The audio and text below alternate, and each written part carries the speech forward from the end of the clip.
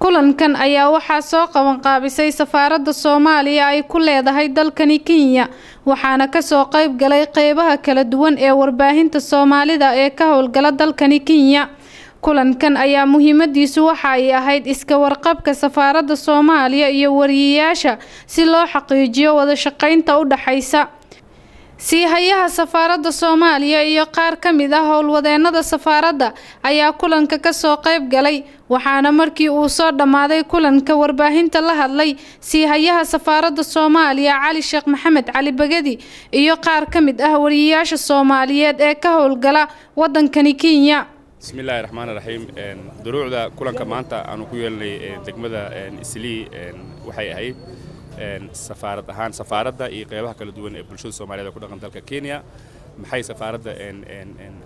uga baahan yihiin maxay inoo sheegi karaan shaqooyinka dadkan u qabano gaabis noocee ayaa ka jira inaan talooyinkooda dhageysano si aan wax uga bedelno iyo service-kan dadku aan u qabano ma yihiin wax ay ku qanacsan yihiin bulshada mise marka wuxuu ku soo dhamaaday guuli afgarad haddii Allah idin insha Allah taala bil kastan waxaan rajaynaynaa insha Allah taala kulan noocan oo kale inaan qabsano marna aan ku qabano safaaradda marna anigu aan xaafadda Islii imaado wariyaasha war kaliya uguma yeerno hadda barnaamijka safaaradda ahaan maanta waxaan isla qorsheynay in haddii Allah idmo 2 week kadib inaan safaaradda dhexdeeda ku qabano kulan training ah ama tababar hal maalin ah oo safaaraddu ay bixinayso oo dhammaan wariyaasha ka howlgala Kenya gaar ahaan kuwa Soomaalida ah in aan ugu qabanno safaaradda dhexdeeda kadibna aan shahaado bixino.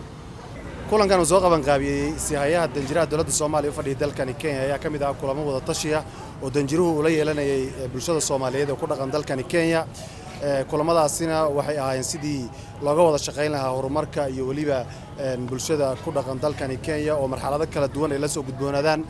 warbaahinta Soomaaliyeed ee kulankan ka soo qayb galay ayaa u ballan qaaday danjiraha inay la shaqeyn doonaan safaaradda Soomaaliyeed dhan kasta dhar warbaahineed iyo waliba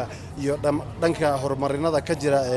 suuqa xaafadda Islii iyo waliba dhibaatooyinka la soo gudboonaada dadka Soomaaliyeed ee ku dhaqan xaafadda Islii oo safaaradda Soomaaliyeedna ay mas'uul ka tahay. kulanku waxa uu ku soo dhamaaday jawi qurux badan oo wariyeyaasha iyo safiirka ay si fiican isugu afgarteen waxyaabihii ay ka wada hadleen. shirkan waa shir sanadkii 2 jeer ama 3 jeer dhaxmaray warbaahinta iyo safaaradda Soomaaliyeed ee dalka Kenya waana sidii loogu adeegi lahaa iyo sidii loo sii wanaajin lahaa gaar ahaan markay marxaladuhu adeeg yihiin sida qaraxii ka dhaco kala Zoobe iyo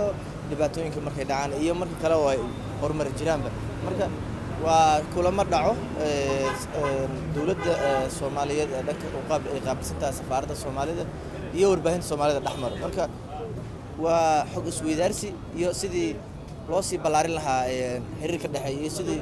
dalka Soomaaliyeed jiha wanaagsan loogu wicin lahaa. Samiira Cabdullaahi Jaamac Somali Cable TV Nairobi.